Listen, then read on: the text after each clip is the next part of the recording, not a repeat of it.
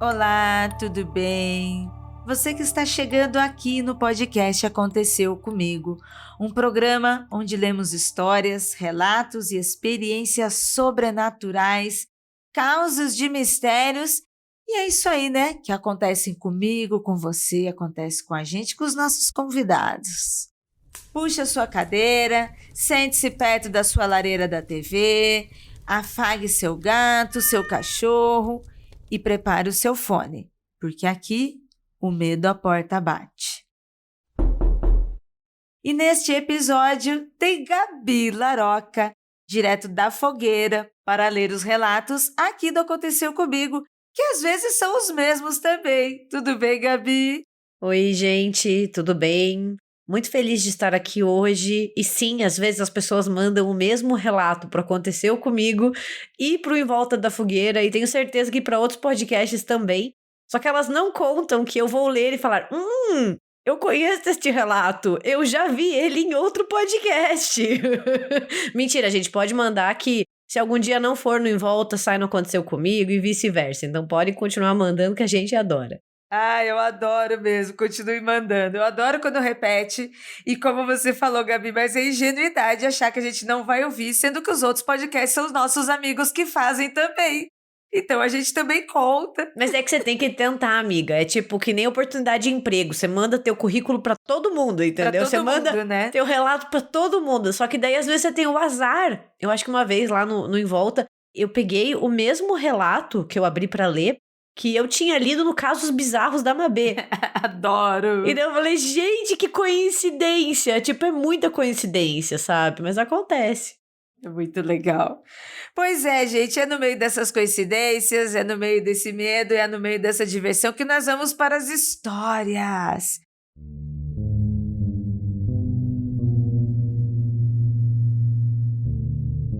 Eu vou começar aqui com uma história intitulada O Homem na Cadeira e a Forma na TV. Me chamo Fernanda, sou de Belém do Pará e aquele arquétipo já clássico da cética que ama histórias de terror e assombração. Sou tão cética que ao final de cada episódio, quando o Andrei encerra o programa, eu repito a frase de encerramento junto com ele e faço até uma coreografia para olhar para trás. Adoro. Eu adoro como o Andrei, ele é onipresente e onisciente. Tipo, ele nem tá aqui, mas ele apareceu. Ele deu um jeito de se enfiar aqui, entendeu? Eu teria todas as chances de ser believer, já que cresci viajando pelo interior do Pará, me embrenhando no mato atrás de igarapés com meus primos, que diziam que viam algumas coisas. E cresci na casa de uma avó umbandista, mas nunca vi, nunca senti, nem nunca ouvi nada. Porém, tenho duas histórias que não têm explicação. Uma quando eu tinha 13 anos e outra quando tinha 28. Casos que até hoje não compreendo e queria muito ouvir a maravilhosa opinião de vocês. Quando eu tinha 10 anos, meu pai comprou um terreno bem grande no meio da cidade, que ficava do outro lado da rua, da casa da minha avó. O espaço devia ter em torno de 300 metros quadrados, um verdadeiro achado. Lá, ele mandou construir a nossa casa. Nos primeiros anos, nunca senti nada estranho, nem nunca tive medo do lugar, era uma casa ótima. Aos 13, em 1999, eu tinha muitos amigos, mas também gostava de passar o tempo sozinha no meu quarto com minhas revistas e CDs. Numa noite, meu pai ainda estava no trabalho e minha mãe e meu irmão estavam na casa da minha avó, aquela do outro lado da rua. Eu estava sozinha, porque só morávamos nós 4 ali. Estava no meu quarto, devia ser umas 9h30, quando decidi tomar um banho. Saí de lá e andei pelo nosso longo corredor até passar pela cozinha e abrir uma porta que dava para uma área externa, onde estendíamos as toalhas. Lá também havia uma mesa e cadeiras, como se fosse uma antessala para o quintal, onde meu pai adorava ficar ouvindo rádio. Acendi a luz da cozinha e abri a porta para essa área. Foi quando vi alguém. Uma das cadeiras estava virada em direção à porta. E lembro nitidamente de ver um homem sentado ali. Ele vestia uma camiseta e bermuda branca. No momento que a luz da cozinha bateu nele quando abri a porta, ele se levantou e virou para o lado esquerdo da cadeira. E enquanto ele fazia o movimento, foi esmaecendo até desaparecer. Na mesma hora, fechei a porta e voltei correndo para o meu quarto. Peguei uma toalha nova no guarda-roupa e fui tomar banho. Estava um pouco chocada por causa da visão. Depois de um tempo, minha mãe e meu irmão chegaram, mas preferi não falar nada. Eu sabia, pela avó da minha melhor amiga, que antes de eu nascer, naquele terreno, vivia um homem, que as pessoas diziam ser um macumbeiro, entre aspas. Chamavam ele de Seu Cristino. Então, fiquei pensando, será que eu vi o tal Seu Cristino e quando acendi a luz atrapalhei o descanso do moço? Nossa, eu só preciso fazer um comentário. Que fofinha, tipo, atrapalhei o descanso dele, sabe? Ela já tava pensando que incomodou o Seu Cristino. Ou talvez seria uma imagem residual ou de outra dimensão do meu pai, que passava a maior parte do tempo naquela área quando não estava trabalhando. Enfim, só uns 3 anos depois do ocorrido, numa conversa sobre assombrações, lembrei disso e resolvi contar para minha mãe e para o meu irmão. Os 2 believers ficaram com tanto medo que passaram uma semana sem ir até lá à noite. Agora a gente faz um salto temporal. Em 2015, me mudei para a zona leste de São Paulo para morar com meu namorado, que hoje é meu marido. No início, vivíamos no modo hard. O lugar era apertado, morávamos no segundo andar de uma casa, onde os vizinhos de baixo falavam tão alto entre si e pelo telefone que nós sabíamos de todas as brigas da vida deles, mesmo sem querer. E uma manhã, quando acordei, meu namorado estava na mesa, usando o computador. No quarto alugado, havia uma TV antiga, daquelas de tubo de 14 polegadas, em um suporte que ficava preso no alto da parede, bem anos 90. Ainda não tínhamos uma cama, então dormíamos em um colchão no chão. Eu lembro de olhar para ele e depois erguer os olhos para a TV desligada. E foi ali que eu vi, pelo reflexo da TV, uma figura alta, magra e completamente escura, parada, em pé atrás de mim, com a cabeça baixa me observando. Achando que eu devia estar sonolenta, fechei os olhos e apertei com força. Abrindo-os de novo, resolvi olhar mais uma vez para a televisão. A figura havia mudado de posição. Estava agora agachada ao lado do colchão, ainda atrás de mim, me observando. Com o coração disparado, resolvi chamar o nome do meu namorado, que continuava sentado no computador. Chamei apenas uma vez e ele já me olhou.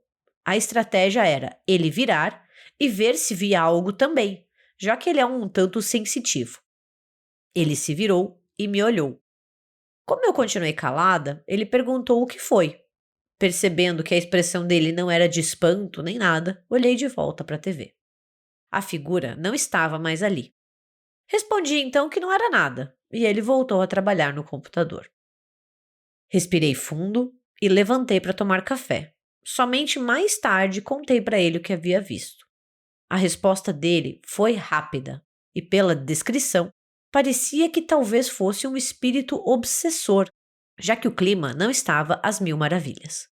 Duvidei, pois apesar de tudo, meus pensamentos eram sempre otimistas e esperançosos. Até hoje, não sei o que era ou o que aquela figura queria, pois foi a única e última vez que a vi. Fora que não confio em coisas que vemos e ouvimos quando vamos dormir ou acordamos, julgando ser sempre obra do nosso cérebro sonolento. Tive paralisia do sono apenas 2 vezes na vida. Na primeira vez, vi uma menina se balançando para frente e para trás em cima da minha cama, que eu até sentia se mexer por causa do movimento. Mas não senti medo, pois sabia ser obra da paralisia. Na segunda vez, quando percebi que não conseguia me mover, lembro de ter pensado com raiva. Porra, cérebro, puta que pariu, deixa de graça. E comecei a mover meus olhos rapidamente para os lados, algo que li em uma revista que dizia ajudar a sair da paralisia. E não é que deu certo? Não vi nada e depois nunca mais sofri disso. Até que graças a vocês tomei conhecimento do Shadow People e pela descrição dos casos de avistamento foi bem parecido com o reflexo que vi pela TV. Seriam eles?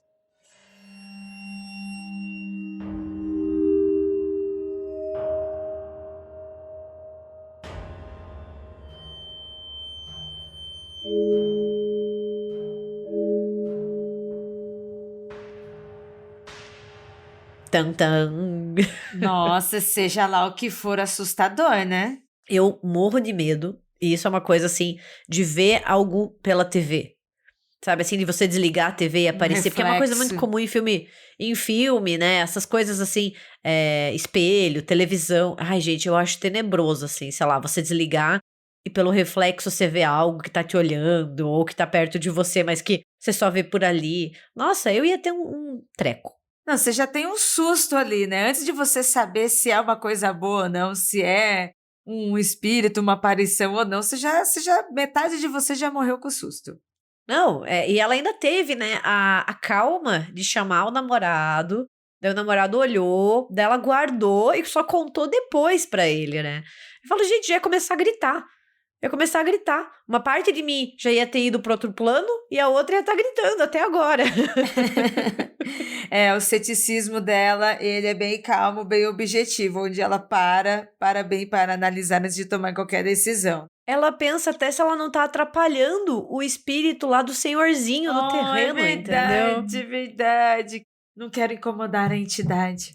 É, quero que ele descanse, que ele fique de boa. Poucas pessoas têm essa frieza pra pensar assim, senão começar a gritar ou ter passando mal de tanto susto que a gente leva. Ah, eu acho que só pessoas que são ligadas a algum sacerdócio, religiões, meio que lidam com aquilo que já acreditam, então vão ter certas atitudes. É. Ou se você já tem também, né? Assim, tipo, às vezes as pessoas têm muito, já são mais sensitivas, nem no sacerdócio, às vezes, mas pode ser só assim, já tô acostumada, desde criança eu vejo, né? Eu vejo muita gente falando disso. Vive isso, vê sempre, Eu né? acho que você já fica um pouquinho mais, ok, né? É. Mas esse caso que é estranho, né? Porque quando a gente está falando de alguma religião com ou sem sacerdócio, mas quando a gente está falando de algo relacionado a nós, por exemplo, espíritos, fantasmas, a gente está dizendo algo que sai de nós, né? Que vem de nós. Mas essa visão aqui não é necessariamente algo assim, né? Porque o Shadow People realmente é uma coisa. Não dá nem para se É. dizer que é uma entidade, tipo um deus, que também é a nossa semelhança, né? Porque deuses também é o que a gente também projeta.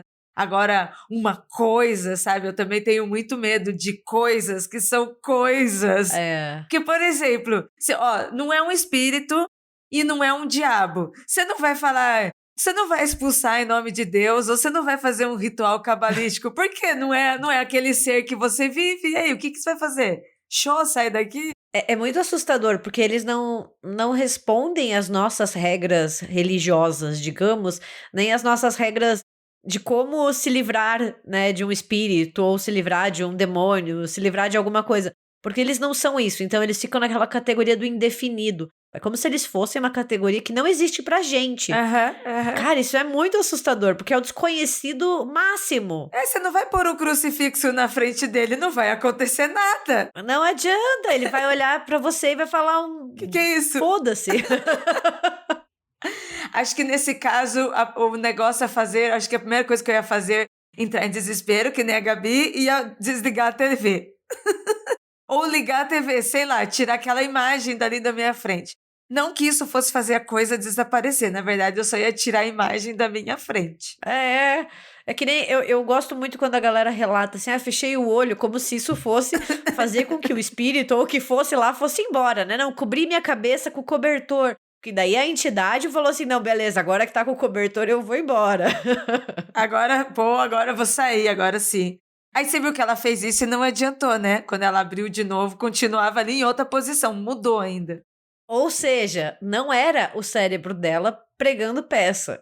E não era nenhuma entidade que vai embora com cobertor ou uma fechada de olho.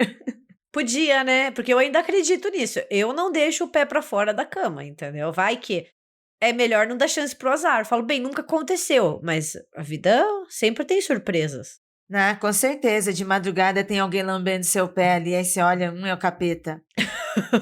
O Aí você dá capeta outro tem pé. fetiche por pé. O capeta quer o pack do pezinho, é isso que ele quer. É.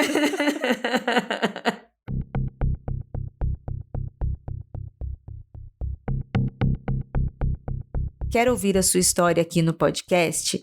Envie seu relato para contato@mundofreak.com.br e no campo de assunto, o título da história.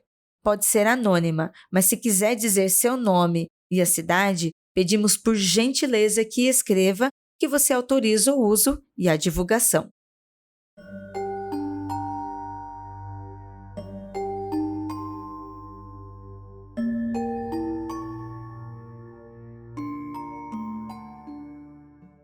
Eu vou para o segundo relato desse programa com o título de Tio João. Moro próximo a Orlando. Sou programador, mas fui criado na fazenda, cercado de muita natureza, bicho de pé, banho de rio e andando a cavalo e curtindo por lá. Uma das lembranças mais vivas que tenho da minha infância são as histórias que eu ouvia sobre o meu bisavô Manuel e o seu irmão, o misterioso tio João. Manuel era um homem de posses na região central da Bahia, por volta dos anos 1860 a 1900. Tinha muitas fazendas e sempre viajava levando gado de um local para o outro. Enfim, aí que entra o tio João na história. Corria a lenda de que ele era um feiticeiro, ou, como se chamava naquela época, um mandingueiro. Em alguns lugares ainda se fala assim, que era aquela pessoa que conhecia rezas e ervas de mato. Ele ficava acordado à noite e quase nunca era visto durante o dia. Diziam também que ele havia feito voto de pobreza, e por mais que seu irmão fosse um homem rico, tio João não possuía mais do que a roupa do corpo, chapéu, uma manta velha e poucos pertences que ele carregava em uma capanga. Outfit esse que à noite certamente lhe dava uma aparência no mínimo sinistra. Quero só fazer um comentário que tudo à noite fica mais sinistro. Se você coloca uma capa à noite, você fica sinistro. Você coloca um chapéu, você fica sinistro. Se você tá andando em uma área escura, provavelmente você vai ficar ainda mais sinistro. Então, assim, é uma junção de elementos sinistros para compor o look. Fica mais propício, né, para o ambiente. Contava meu avô que era comum tio João estar sentado na varanda, fumando um cachimbo e no intervalo de segundos ele desaparecer. E após alguns dias ou semanas, reaparecer novamente na mesma varanda, mesma cadeira, como se nunca tivesse deixado aquele local. Uma das histórias mais intrigantes do tio João foi quando, antes de uma das viagens do seu irmão, ele o alertou. Você vai pela estrada, mas quando chegar perto da ponte do Rio Açu, você para e manda 2 homens procurar atrás de uma jaqueira, na beira da estrada. Lá vai ter um jagunço armando uma emboscada para você. Dito e certo, tio João salvara a vida de seu irmão. O bisavô Manuel era conhecido também por ser um criador de mulas. Porém, um trabalho muito difícil era amansar esse animal. E de tempos em tempos, aparecia o que era conhecido como a mula do capeta. Um animal tão bravo que ninguém conseguia montar, sequer colocar a sela em cima.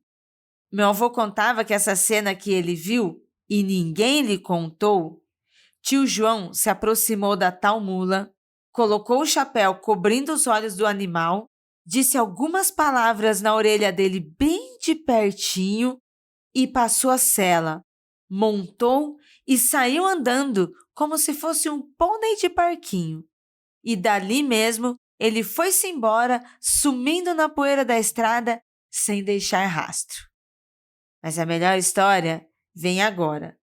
Como todo matuto que se preze, tio João era chegado numa cachaça.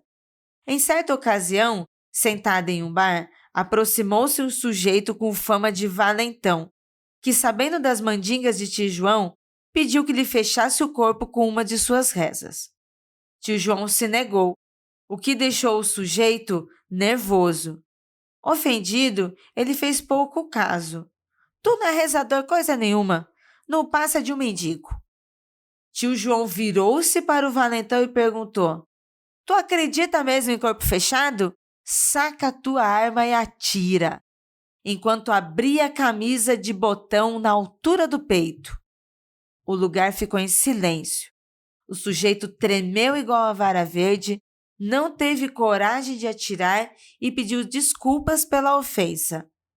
O que tio João respondeu: "Tá desculpado, mas nunca mais você vai disparar uma arma, para aprender a respeitar os mais velhos." E a partir daquele dia, o valentão nunca mais conseguiu empunhar uma arma.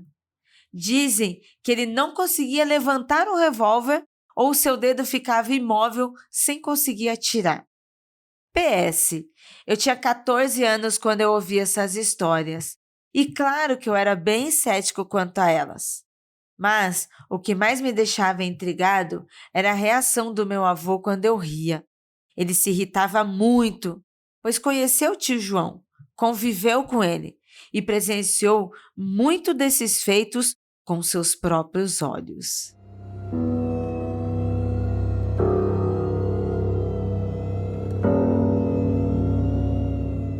Que bonitinho esse relato! Eu amei toda essa história, todo esse fofossusto, toda essa cultura familiar que esse ouvinte mandou pra gente. É muito legal, né? Porque é um tempo que a gente não viveu e que a gente não tem memória, né? Então, dá um quentinho no coração ver essas histórias, sejam elas fictícias ou sejam memórias mesmo, daí você acredita no que quiser, sendo passadas adiante, né? Porque daí faz com que o tio João continue vivo. A gente tem essas histórias super legais dele sendo contadas aqui, sabe? É incrível. Ele peitando o valentão pra mim foi o melhor, entendeu? Foi sensacional. Não, o tio João vivendo uma fábula ali, incrível, a vida dele, toda uma jornada de fábulas e todo aberto aos mistérios e vivendo os mistérios e depois se passando, né, oralmente entre a família. Hoje, pelo que o ouvinte, o jeito que o ouvinte terminou o seu relato, né, na época ele não acreditava muito, ria, mas hoje ele tá aqui, né, homenageando a sua família, né, mandando a história pra gente, contando de outra forma. E eu acho que tem tudo a ver com a gente, Gabi, porque, meu, é muitas histórias que a gente tem em casa, a gente tem das nossas famílias, nossos amigos. Todo mundo tem um tio João na família, assim, tipo, pelo menos algo parecido, sabe? Aquela pessoa que é mais próxima de uma espiritualidade, independentemente de qual seja, ou que é mais sensitivo, ou que conhece mais caminhos do que a gente, sabe? Isso é muito, muito legal de escutar. Muito foda. Eu tava conversando com a minha amiga Mari essa semana, que mora em Campinas, mas é lá de Registro junto comigo, que eu já falei aqui, já falei no Mundo Freak, que eu tenho um amigo que ele está se tornando a entidade, o Homem do Rio, sabe? Era o pai dele faleceu, o pai dele, sabe? Virou uma entidade no Rio e hoje ele meio que tá substituindo, porque ele tá ficando igual o pai. E hoje ele mora do outro lado do rio, para chegar na casa dele tem que chegar de barco e tem toda uma história. Aí eu falei para minha amiga Mari que eu mesma já estou transformando o meu amigo, né, o Ronaldo, nessa entidade do Homem do Rio, porque ele vai ficar assim também, já está se transformando. Já virou, né? Assim, todo mundo já tá associando. Um dia ele aparece, não aconteceu comigo. Essa fábula do tio João vai ser futuramente a fábula do Homem do Rio lá do meu amigo em Registro. E é isso, gente, é isso. A gente vai chegando no final desse programa. Você tem aí alguma história, alguma fábula, algum mistério da sua família? Alguém aí, um fofossusto, virou entidade? Manda aqui pra gente nesse programa. Porque agora toda terça-feira tem Aconteceu Comigo no feed. Ele é um pouco mais curto, gente, porque a gente tem que dividir as histórias. Porque, né, essas histórias são histórias reais, são pessoas que enviam pra gente. E mesmo estando uma fila de relatos, se eu fizer um programa muito longo e a gente lê tudo, acaba. E aí depois vai demorar. Então a gente preferiu deixar o programa mais curto e assim a gente consegue ler mais histórias. E também histórias que a gente está lendo lá no Aconteceu Comigo ao vivo. Essas mesmas histórias que vão lá no Em Volta da Fogueira, vai lá no Caso Bizarro. Continue mandando essas histórias pra gente, porque é o que a gente vive aqui nesse lugar. Gabi, e aí, Gabi, você quer deixar seu tchau, suas redes, quer falar de você, dos seus projetos para os seus ouvintes? Para acompanhar seus histórias maravilhosas de terror também, de tudo que você está fazendo? Eu já sou meio figurinha carimbada aqui no Mundo Freak, então as pessoas já devem estar ficando enjoadas da minha voz. Mas se alguém quiser Ah, imagine, uma vez falaram assim: "Ah, eu desligo o RDM e daí eu ligo o Mundo Freak, você tá lá". Eu falo: "Gente, eu sou onipresente, entendeu? Eu sou uma entidade da internet, vocês não estão Olha, entendendo". já está virando uma entidade também. Olha só, vamos fazer oferenda aí, paguem o Exato, Pix, apoiem o podcast. exato, senão eu vou puxar o pé de vocês à noite aparecendo um reflexo da televisão. Mas então, né, pra quem não me conhece ou quer me acompanhar ainda, eu tô toda quinta-feira lá no RDM Cast, né, o República do Medo, um podcast sobre cinema de horror, e também volta e meia apareço no Mundo Freak Confidencial e no Aconteceu Comigo. Eu também produzo conteúdo sobre cinema nas minhas redes sociais.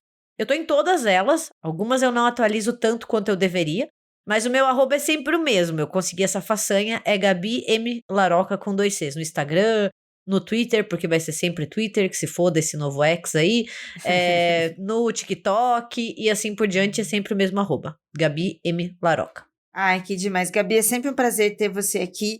A gente quase não tá gravando, mas é porque eu tô meio sumida mesmo. Tô muito mais trabalhando nos bastidores, nas produções das coisas aqui. Mas saiba que você é muito bem-vinda aqui no Aconteceu Comigo. Logo, logo você tá de volta. E se eu demorar muito, você me chama pra ir lá no Na Fogueira também, porque faz tempo que eu não vejo vocês. Isso que eu ia falar, combinado, a gente faz mais um crossover em breve. E você, ouvinte, obrigada. Até a próxima semana. E ó, envie relatos pra gente.